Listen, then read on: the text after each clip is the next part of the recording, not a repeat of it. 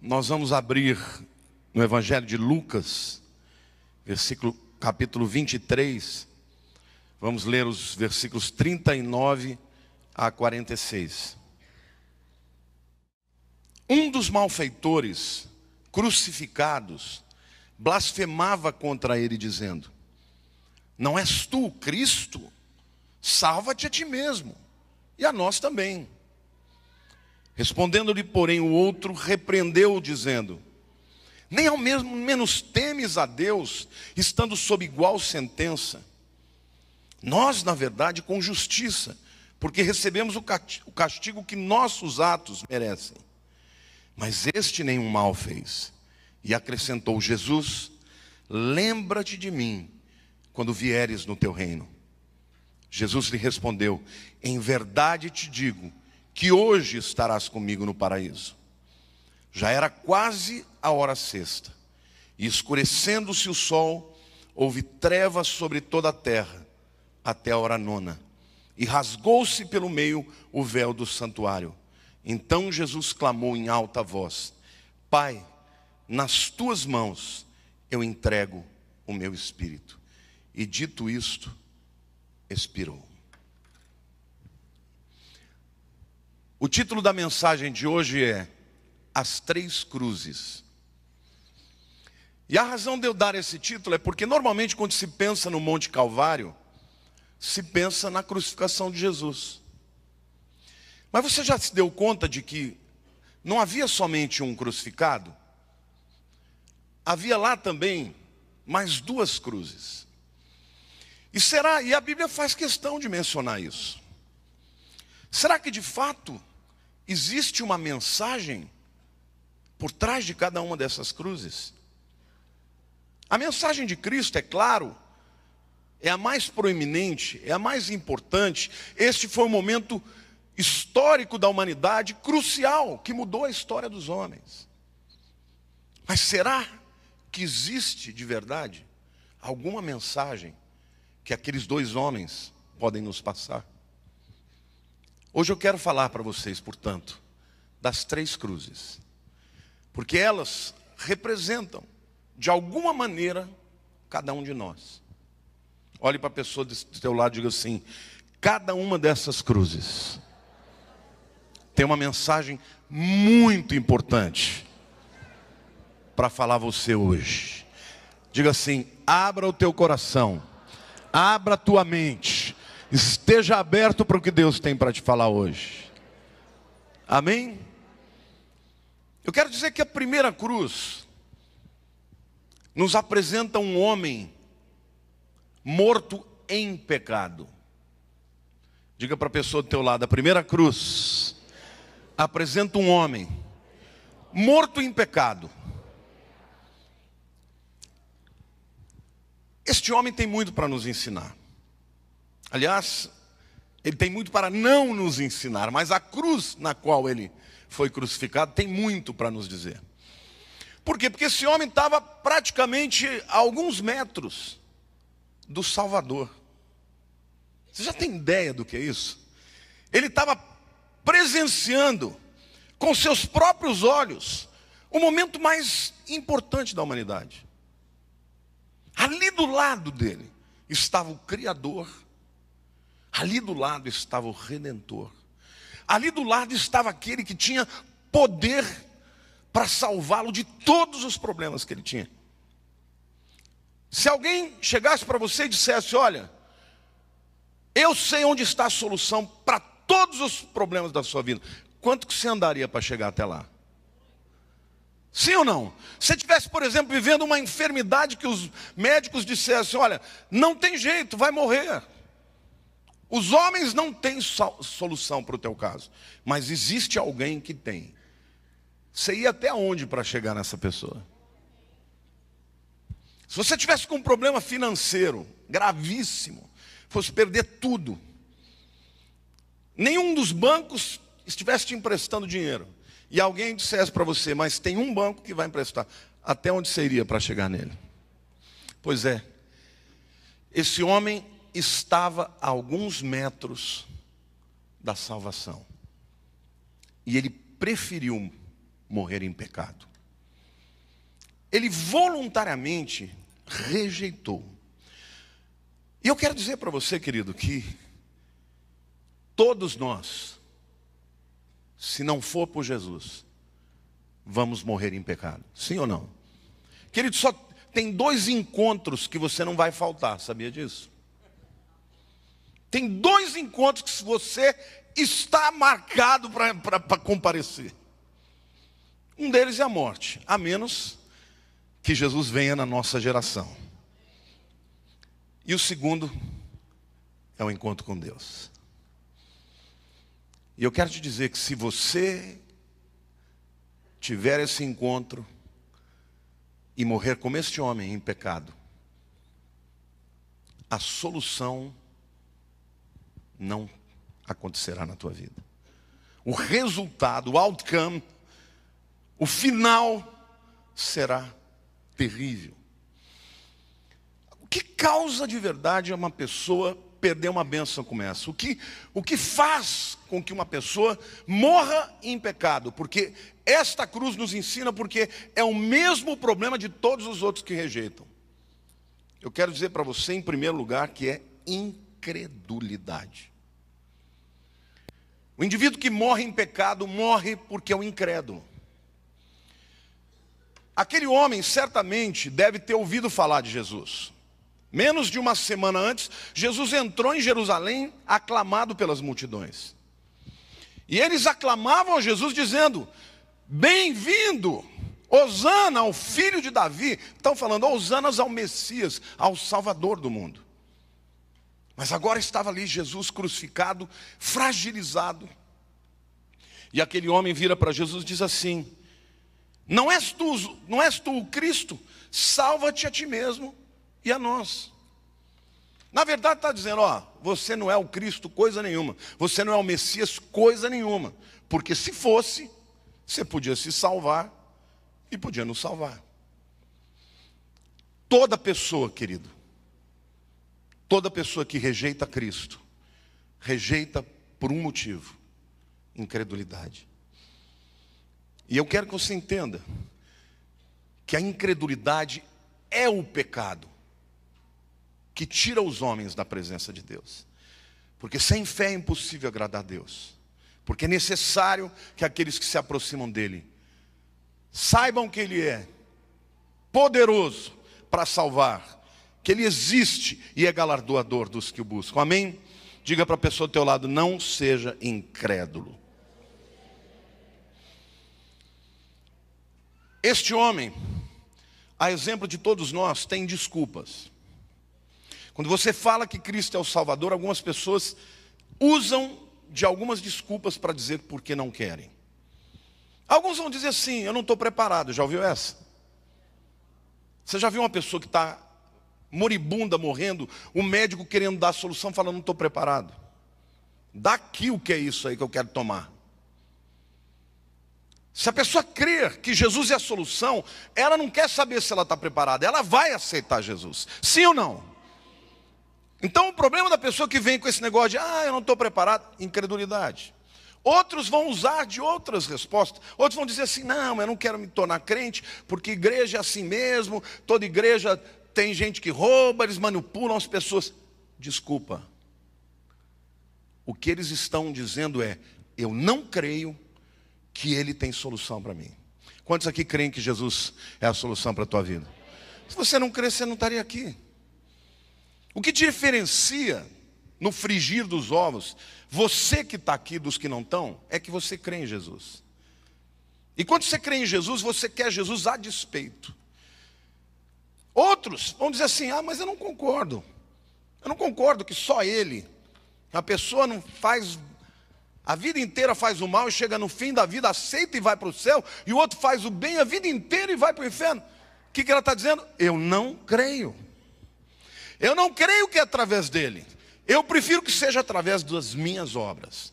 Então, de qualquer maneira, um pelo outro, o motivo de alguém morrer em pecado é a incredulidade. Diga para a pessoa do teu lado: a incredulidade ignora a necessidade mais profunda.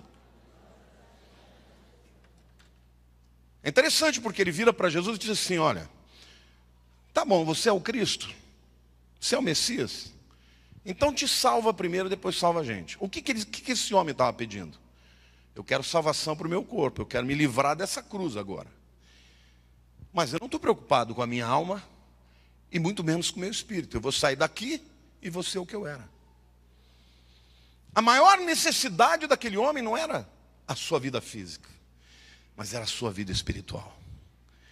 O incrédulo, ele age desta maneira. Ele lida com esta vida como se ela fosse a única que pudesse ser vivida. Querido, eu quero que você saiba que existe vida eterna depois dessa.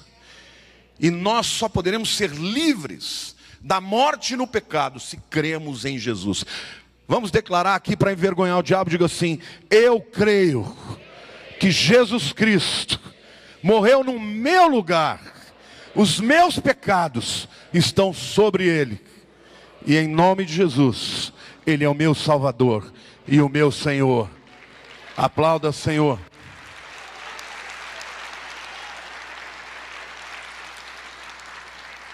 Aquele ladrão estava dizendo: você quer que eu acredite em você? Vai ter que me provar primeiro.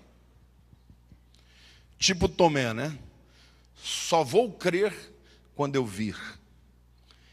E Jesus disse para ele: Tomé, põe a mão aqui do lado. Olha aqui meus cravos. E ele se ajoelhou e disse: Senhor meu e Deus meu. Ele falou: porque viu, creu. Bem-aventurados os que não viram e creram. Eu nunca vi as chagas de Jesus, mas eu creio nelas. Amém. Glória a Deus. Eu creio. Portanto, querido, eu quero dizer que a morte no pecado acontece primeiro por causa da incredulidade, mas ela acontece também como resultado de uma atitude de desrespeito, de desonra a Deus. O versículo 39 diz que ele blasfemava contra Jesus. E você pode ver como tem gente que faz isso. Quando uma pessoa recebe a mensagem do Evangelho, quando ela tem aversão àquilo, é um aspecto espiritual. E muitos blasfemam contra Deus, porque tem medo de ter que tomar uma decisão. E essa é a atitude de muita gente, que blasfema, que ridiculariza, que traz palavras até obscenas para se referir a Deus. João 3, versículo 18 diz assim. A Bíblia é muito clara, querido. Quem nele crê não é julgado. É o próprio Jesus falando. Quem nele crê não é julgado. O que não crê já está julgado, porque não crê no unigênito Filho de Deus. Quem aqui crê em Jesus? A Bíblia diz que você não entra em juízo, mas passou da morte para a vida. Amém? Quem nele crê não é julgado. Quem não crê já está julgado. Há dois tribunais nos céus. Um é o juízo final, trono branco, que toda a humanidade, aqueles que não confessaram Jesus, vai comparecer. E tem o tribunal de Cristo. Este não é tribunal de salvação e de perda de salvação. O bimá era uma palavra grega para se referir ao pódio, que os corredores de maratona subiam para receber as coroas. Então no bimá só subiam os vencedores. Esse é o trono diante do qual você vai comparecer. Quando você comparecer diante de Jesus, as tuas obras boas vão contar a seu favor.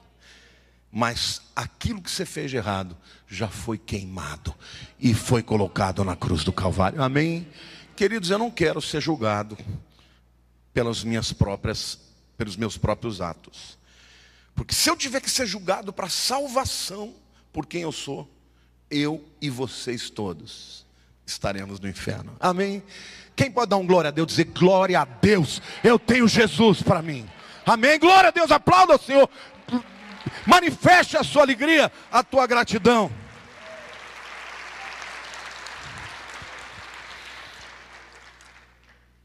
Olha, que me perdoem os universalistas que acreditam que todo mundo vai ser salvo. Que me perdoem os reencarnacionistas que acreditam que a pessoa vai se purificar através de 1000 vidas. Não é nem através de 1 milhão de vidas a pessoa vai conseguir chegar no padrão que Deus exige. Que me perdoem os que acreditam na salvação pelas obras. Mas a Bíblia diz que não há outro jeito. É só através de Jesus. Amém? Ou você morre em pecado, ou você toma a atitude que o segundo crucificado tomou. Então a primeira cruz nos conta a história de um homem que morreu no pecado. A segunda cruz nos traz a lição de um homem que morreu para o pecado. Diga para a pessoa do teu lado, você pode morrer no pecado, mas você pode morrer para o pecado. Aquele segundo homem, no começo, quando você lê a história toda, os dois estavam ali reclamando. Mas algo aconteceu, certamente a obra do Espírito Santo, que um dos crucificados mudou de atitude. Quando este primeiro começa a blasfemar e fala, você é o Cristo, você é o Messias, desce daí, salva você, depois a gente. E começa a blasfemar contra Jesus, o outro diz assim, escuta, nós estamos aqui morrendo com ele. Pelo menos seja um pouco mais solidário, você não percebe? Nós estamos na mesma situação, você está indo contra ele. Esse homem, nós estamos aqui porque nós merecemos. Nós estamos aqui por aquilo que nós fizemos. Nós estamos pagando a nossa culpa. Mas ele não. Ele é diferente. Ele não fez nada. E aí ele vira para Jesus e disse, Filho de Deus. Isso aqui é óbvio que é um entendimento que Jesus era o Messias. Porque filho de Deus, hoje todo mundo usa essa figura, né? Todo mundo é filho de Deus, não. Para um judeu, isso é uma palavra fortíssima. Quando Jesus se dizia filho de Deus, os fariseus queriam jogar pedra nele. Porque para eles entendiam que o Filho de Deus era o Messias que viria. Filho de Deus, lembra-te de mim quando entrares no teu reino. Hoje mesmo estarás comigo no paraíso. Sabe, querido, a morte no pecado acontece quando a gente reconhece a nossa própria culpa.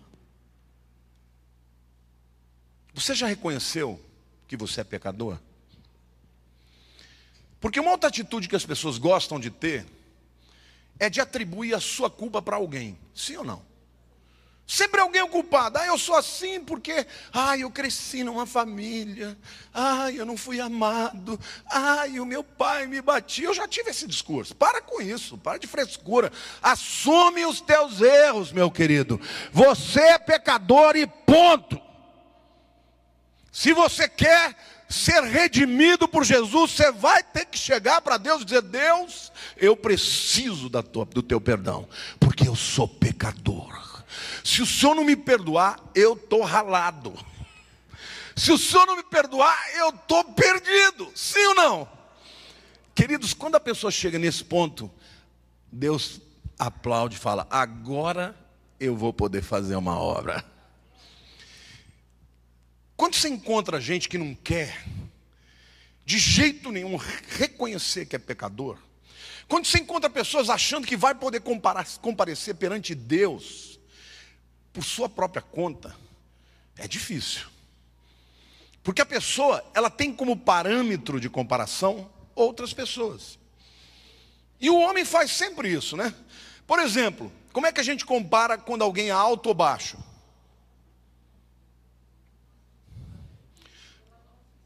Pela nossa estatura. Se uma pessoa de 1,90 m olhar para um cara de 1,80 m, ele vai dizer o quê? Ele é baixinho. Ainda não vai nem dizer baixo, baixo é de 1,85 m. Mas você pegar um cabra de 1,60 m e ele olhar para um cara de 1,80 m, ele é o quê? Gigante. Não é isso? Obesidade. Eu me lembro que quando eu pesei 100 quilos pela primeira vez, eu me lembro isso, foi em 1998. Quando eu subi na balança, estava inverno, estava cheio de roupa. Eu pesei, deu 100 quilos, eu falei, meu Deus. Hoje 100 quilos é meu alvo. Tudo é uma questão de parâmetro, meu querido, não é ou não é? E a pessoa que não entende isso, porque o parâmetro que você vai ser comparado, meu querido, é Jesus. A pastora Silene falou, misericórdia, mas é isso. Você não vai chegar lá, se eu for comparado com Hitler, eu entro montado em cavalo branco, acenando bandeira. Mas comparado com Jesus, meu irmão, não dá nem para ficar no último cômodo do céu, vai direto para o inferno. O parâmetro que nós vamos ser comparados é o parâmetro de Jesus. Portanto, só tem um jeito de você morrer para o pecado. Em primeiro lugar, reconhecer que você é pecador. E ele disse assim, aquele homem, nós na verdade estamos aqui com justiça, porque recebemos o castigo que os nossos atos merecem. Você é honesto para reconhecer os seus pecados? Quantos aqui são? Quantos aqui já chegaram alguma vez ou muitas vezes para Deus? Senhor, perdoa os meus pecados. Você já fez isso? Esse é o primeiro passo. Este é o primeiro passo. O homem estava na mesma distância que o outro, mas um estava morrendo em pecado, e o outro, ao fazer estas declarações, estava morrendo para o pecado, porque a partir deste momento o pecado já não tinha mais poder sobre ele. A partir desse momento ele estava se livrando, ele estava dizendo, eu creio em ti, Jesus, tu és o Filho de Deus. Eu sei que apesar de tu estares agora no momento mais fragilizado, porque naquele momento, queridos, Jesus estava nu. Naquele momento Jesus estava fragilizado, morrendo. E ele olha para aquela figura patética e diz, Filho de Deus, lembra-te de mim quando entrares no teu reino. Tu és o rei. Tu estás morrendo, está envergonhado, mas tu és o rei. Eu enxergo isto pela fé. E querido, alguém que enxerga Jesus como o rei, faz dele o seu Senhor e o seu Salvador, e morre para o pecado. Amém? Aplauda o Senhor, diga, eu creio em Jesus, Ele é o meu rei.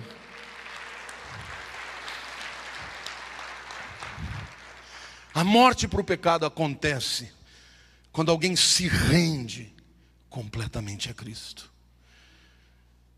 Ele estava dizendo com aquilo, Filho de Deus, o meu futuro está nas suas mãos. Essa vida aqui está acabando, mas eu creio que o lugar para onde o Senhor está indo é o lugar onde eu quero ir. Eu creio que existe mais do que essa vida. E naquele momento ele entrega completamente o seu futuro nas mãos de Jesus. Quantos aqui entregam a sua vida para Jesus? Eu entrego todos os dias. Todos os dias. Eu falo com Deus o dia inteiro. Tem gente que tem dificuldade de orar 5 minutos. Eu oro o dia inteiro. O dia inteiro eu estou falando com o Senhor. Eu estou dirigindo um carro, estou falando com o Senhor. Às vezes eu estou lá em casa ouvindo, às vezes a gente até dá risada.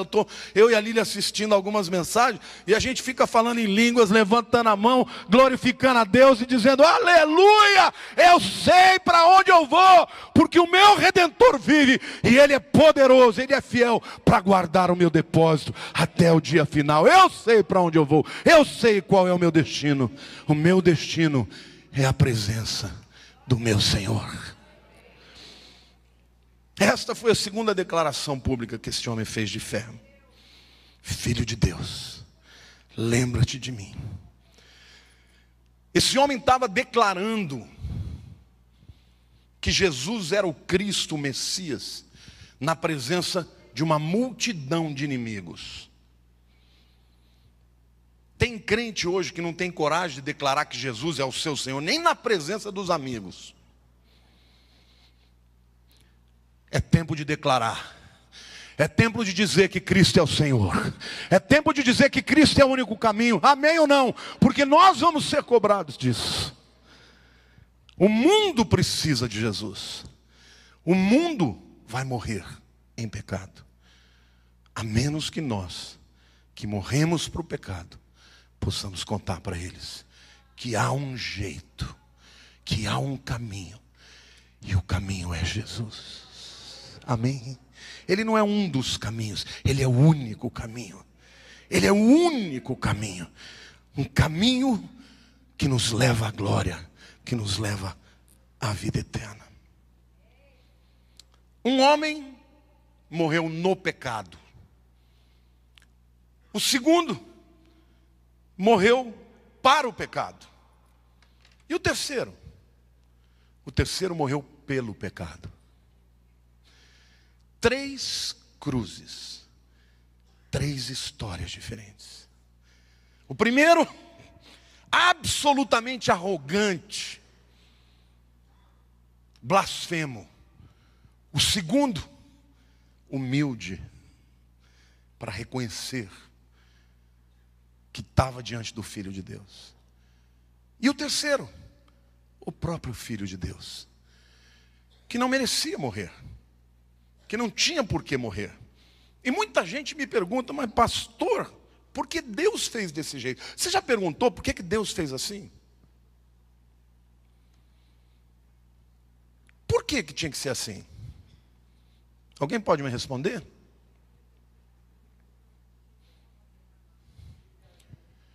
Porque sem derramamento de sangue, está certo, mas por que derramar o sangue do Filho de Deus?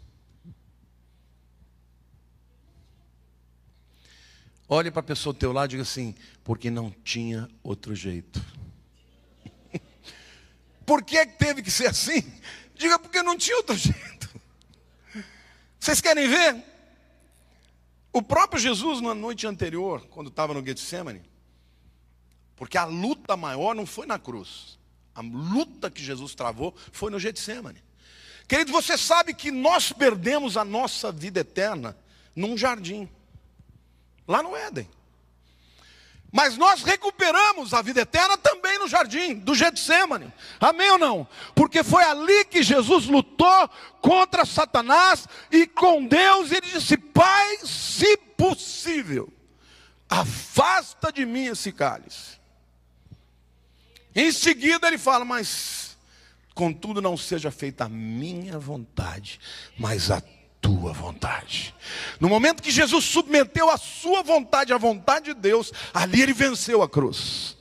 E quando ele foi para a cruz, ele estava ainda, claro, a dor física era lacinante, visceral, extraordinária, excruciante. Aliás, a palavra excruciante é que vem da cruz, é a dor de crucificação. Mas foi lá no jardim do Getsemane que Jesus decidiu. Não tem outro jeito, decidido está. Olhe para a pessoa do teu lado, você pode ter certeza da sua salvação. Porque quem morreu por você pode pagar a sua conta. A tua conta está paga, meu querido, está sobrando dinheiro lá na conta. Amém ou não?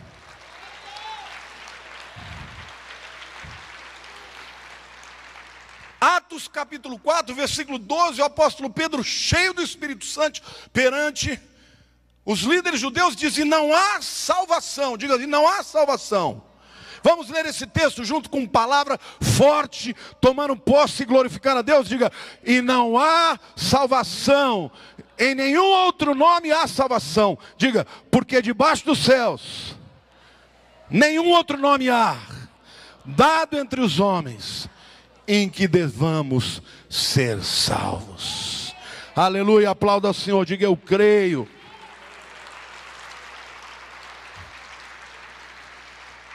Por que Cristo teve que morrer? pelos nossos pecados, porque não havia outro jeito. Não há outra maneira em que Deus possa ser justo e misericordioso. Querido, porque quando você tem uma lei, a lei é para ser o quê? Cumprida. E quando ela não é cumprida, o que acontece? Vamos supor que um pai diga para o seu filho assim: não faça isso, porque se fizer, vou te dar umas palmadas. Aí o filho vai lá e põe a mão onde não devia pôr.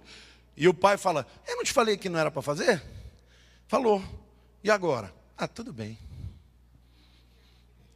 O que vai acontecer com aquele filho? Nunca mais vai obedecer. A mesma coisa no Brasil. Por que no Brasil as pessoas não têm medo de corrupção? Por causa da impunidade. Onde existe impunidade, cresce a corrupção. Você pensa que o americano é melhor que o brasileiro? Não, corrupção está no coração de todo homem. Só que lá, não tem essa história de você fazer a coisa e ser pego e sair livre. Foi pego, cana. Uma vez eu estava lá nos Estados Unidos e a gente estava indo para assistir o jogo do Brasil. Até o Cis estava comigo. E tem uma avenida lá que eu podia andar 30 milhas. E eu estava 40 milhas. E eu querendo ver o jogo do Brasil que estava começando. O cara me parou. Ele: ô seu guarda, eu falei para ele: seu guarda, me desculpe, eu sei que eu fui pego a mais de 30 milhas, mas é que tem o jogo do Brasil.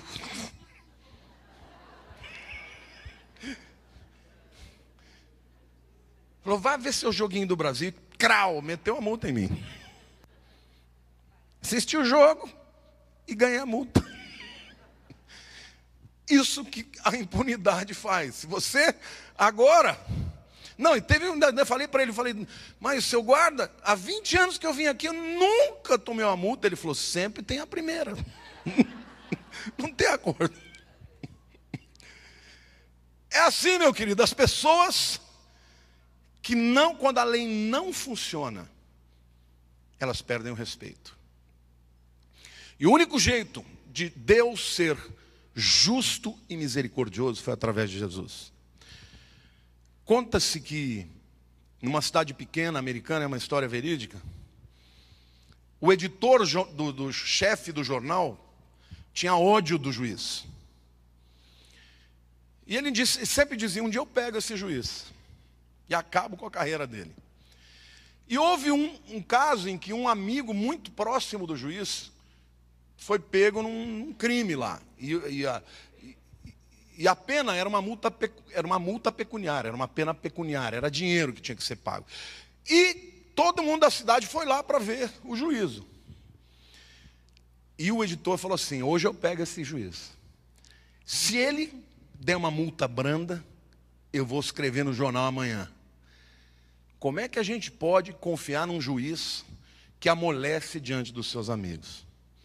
Se ele der uma pena dura, eu vou escrever amanhã no jornal. Como é que a gente pode querer um juiz que não tem misericórdia nem pelos seus amigos? E o fato é que o juiz foi lá e deu a pena que tinha que ser dada no máximo. Quando foi dada a sentença, o editor do jornal já saiu rapidinho e falou: agora eu vou escrever meu artigo. Só que o juiz desceu do seu pódio, tirou a beca, deu um abraço no seu amigo, tirou o talão de cheque e pagou por ele. Ele foi justo e foi misericordioso. Isso é o que Jesus fez por nós. Ele tinha que pagar o preço dos nossos pecados, mas ele não exigiu que nós pagássemos, até porque nós não poderíamos pagar. Sabe, querido, Romanos 5, versos 6 a 8 fala sobre isso. O texto diz assim: porque Cristo, quando nós ainda éramos fracos, morreu a seu tempo pelos ímpios. Diga: pelos ímpios. Dificilmente alguém morreria por um justo, pois poderá ser que pelo bom alguém se anime a morrer. Mas Deus prova o seu próprio amor para conosco, pelo fato de ter Cristo morrido por nós, sendo nós ainda pecadores. Amém, irmãos? Ele morreu por nós, porque não tinha outro jeito. Cristo morreu pelos nossos pecados. Os céticos da cruz não entendem essa verdade. Mas se ele era Deus, por que ele não desceu de lá? Se ele era Deus, por que ele não venceu os romanos? Porque, querido, o propósito dele não era vencer os romanos. O propósito dele era morrer por nós. Porque sem a morte substitutiva de Cristo, todos nós morreríamos no pecado. Diga assim, a primeira cruz fala de um homem que morreu em pecado. A segunda cruz fala de um homem que morreu para o pecado. E a terceira cruz fala daquele que morreu pelos nossos pecados. Mas isso é tão difícil para a mente humana entender. Eu quero dizer para vocês como é que é a mentalidade de Deus. Porque a mentalidade humana, ela é racional. Por exemplo, certa vez Jesus estava diante de uma multidão que tinha 5.000 pessoas, fora mulheres e crianças. E ele estava aquela grande multidão com fome. E quando Jesus pediu para os discípulos que eles providenciassem alimento, Jesus falou, mas como é que nós vamos alimentar essa multidão toda? Só tem um garoto aí, com 5 pães e 2 peixes. E na matemática humana, qual foi a conta que eles fizeram? Vai dar para nós aqui, apóstolos, comermos um pouquinho, e o resto vai ficar sem nada. E aí Jesus falou, não, você começa a alimentar. E a multiplicação começou a acontecer. E a multiplicação começa a acontecer. Enquanto eles iam dando os pães e os peixes, ia se multiplicando. E sabe o que a Bíblia diz? Que eles comeram até estar cheios. Você já sentou alguma vez numa mesa? Você comeu, de repente você fala, meu, não estou aguentando mais, mas está tão bom. Aí você come mais um pouquinho. Essa é uma coisa de gordo, né? Magro não entende isso.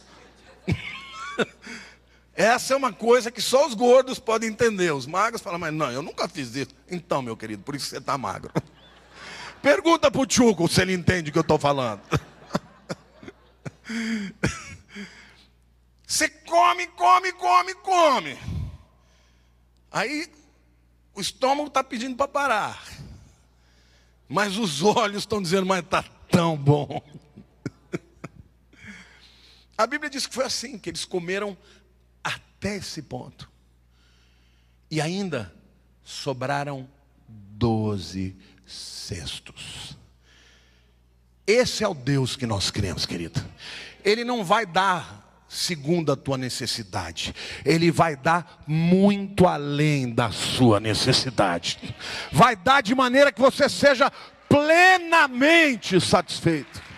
Amém ou não? Essa é a mentalidade de Deus.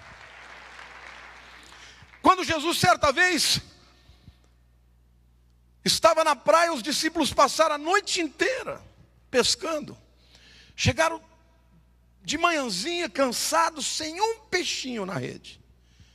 Jesus aparece na praia e fala assim, não pegaram nada? Não, joga para o outro lado. E eles jogaram. A Bíblia disse que eram tantos peixes, não é que a rede procurou os peixes saltavam na rede, que eles começaram a puxar, caía peixe para os lados, meu querido. E quando eles chegaram na praia, Jesus já estava com outro peixe na brasa. Você pegou bastante, lá tem mais aqui. Esse é o Deus que eu conheço. Quando Ele faz para sobejar, para sobrar, queridos, é assim com Jesus. A Bíblia diz que é onde abundou o pecado, e você pode estar pensando, meu Deus, mas eu sou tão pecador. A Bíblia diz: onde abundou o pecado, superabundou a graça. Vai sobrar, meu querido, na presença de Deus.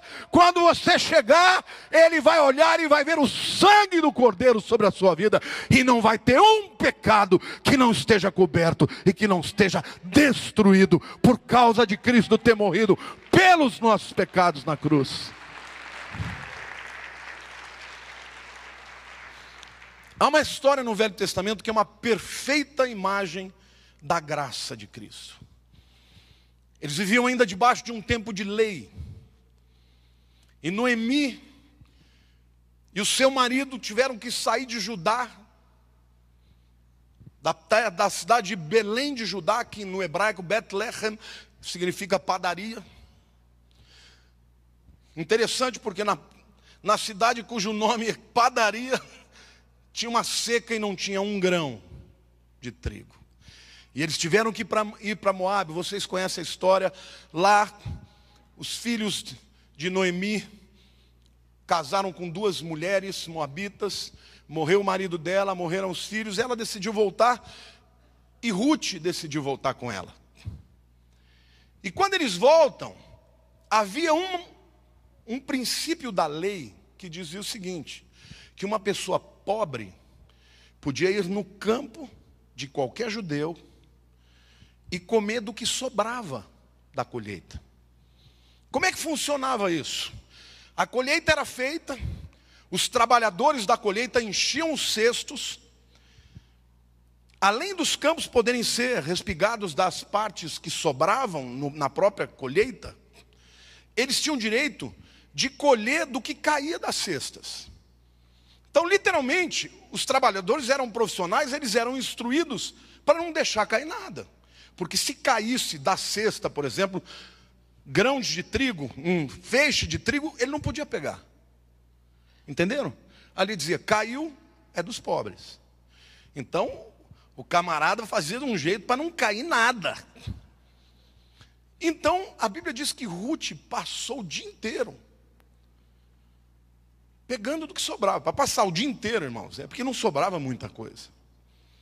Estava o dia inteiro. E quando Boaz, a palavra Boaz no hebraico é nele a força. Bo é nele, as é força. Ele representa Jesus. Ele é o remidor. Quando Boaz chegou e viu Ruth, chamou os servos e falou assim: quem é essa? Falou: ela é Ruth, a nora de Noemi. Ele falou: faz o seguinte, derrubem dos cestos. Vocês estão colhendo, dá uma mão de manteiga assim, escorrega de propósito. Deixa cair uma porção boa. E os camaradas falaram: mas pera lá, eu sou pago para não fazer isso, agora você está mandando eu derrubar bastante para ela. Queridos, a Bíblia diz que ela foi enchendo os sacos e voltou abarrotada de provisão. Este é o coração de graça. Boaz representa Jesus. Ele é o remidor. Num tempo de lei em que uma moabita era amaldiçoada, 10 gerações eram amaldiçoadas de alguém que casasse com uma moabita. Boaz, que representa Jesus, casou com aquela mulher que declarou que cria no Deus de Noemi, e ele se torna o remidor, e desta relação nasce Davi, que é o rei, e desta relação vem Jesus, o nosso Redentor, que desde a eternidade já tinha morrido para que nossos pecados fossem perdoados. E eu quero dizer para você, não importa o tamanho dos pecados que você tenha cometido, a graça de Jesus vai sobejar na tua vida. Deus quer que você entenda isso.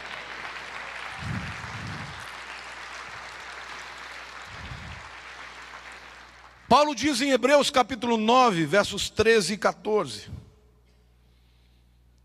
portanto, se o sangue de bodes e de touros e a cinza de uma novilha, aspergidos sobre os contaminados, os santificam, quanto à purificação da carne, muito mais o sangue de Cristo, que pelo Espírito eterno a si mesmo se ofereceu, sem mácula a Deus, purificará a nossa consciência de obras mortas, para servirmos ao Deus vivo. O apóstolo Paulo entendeu com profundidade isso. Porque, queridos, o dia mais importante de Israel é o chamado Yom Kippur. Kippur significa cobrir. O dia em que os pecados são cobertos. Diga para a pessoa ao teu lado: cobertos, mas não destruídos. Em Israel, os pecados não eram destruídos. Eles eram cobertos, eles continuavam lá. Porque o sangue de touros, de bodes e de novilhas não podia perdoar. Cobria os pecados. Quando vinha o sumo sacerdote naquele dia e aspergia o sangue sobre a arca, a tampa da arca, chamada de propiciatório, era como se Deus olhasse e não visse mais a lei, as tábuas da lei que estavam dentro da arca e os pecados dos homens. Via o sangue, mas eles estavam lá. Os pecados eram rolados de um ano para outro ano. Quando chegava no Yom Kippur, para vocês terem uma ideia, os rabinos diziam que no dia do Yom Kippur, os pecados estavam novamente vigentes. Enquanto não houvesse o derramamento do sangue de novo, e naquele dia, os judeus morriam, pelavam de medo de morrer antes do sangue ser aspergido. O sangue, portanto, cobria de ano a ano. O sangue cobria os pecados. Mas o que Paulo está dizendo, que o sangue de Jesus não, de uma vez por todas, nos purifica os pecados. E não só os pecados, mas purifica a nossa consciência. Hoje você pode dizer, quem aqui já entregou a vida para Jesus? Quantos aqui creem que Ele morreu no seu lugar? Diga: Jesus morreu no meu lugar. Hoje o Senhor está dizendo: diante de mim, você não tenha medo, porque você vai estar na minha presença. E eu não vou poder cobrar de você o que o meu filho já pagou. Queridos, é insultar a Deus você achar que o sacrifício de Jesus não foi suficiente para te perdoar. Isto também é incredulidade. Isto também é não entender que Jesus morreu no meu lugar. Amém? Então, pastor, quer dizer que a gente pode pecar à vontade? Eu sempre gosto de fazer essa ressalva. Querido, o pecado é que nem droga. Ele te dá prazer num momento e te dá um bode lascado depois. Mas eu não tenho que temer, porque eu sei que o meu Redentor vive. E hoje a Bíblia diz que Ele está na presença de Deus, à destra de Deus, intercedendo por mim e por você. Amém? Eu já perdi pessoas muito queridas. Já perdi meu pai, já perdi minha mãe, já perdi meu irmão querido mais velho. E quando a gente perde alguém que a gente ama muito, a gente tem muita vontade de encontrar. Mas que me perdoem todos eles. Porque quando eu chegar no céu, eu quero ver Jesus. Eu quero me ajoelhar perante Ele. Quero beijar os seus pés e dizer: obrigado. O Senhor tem a minha adoração e a minha gratidão eternamente. Queridos, naquela cruz, Ele morreu pelos meus, pelos seus, pelos nossos pecados. Amém? Eu estou livre. Você está livre. Por isso eu quero dizer para você: em que cruz você está? Porque a cruz ela representa a condenação pelo pecado. Ou você está na cruz dos que vão morrer em pecado, ou você está na cruz dos que morrem para o pecado, porque você entendeu que Jesus morreu pelos seus pecados. Em qual cruz você quer estar?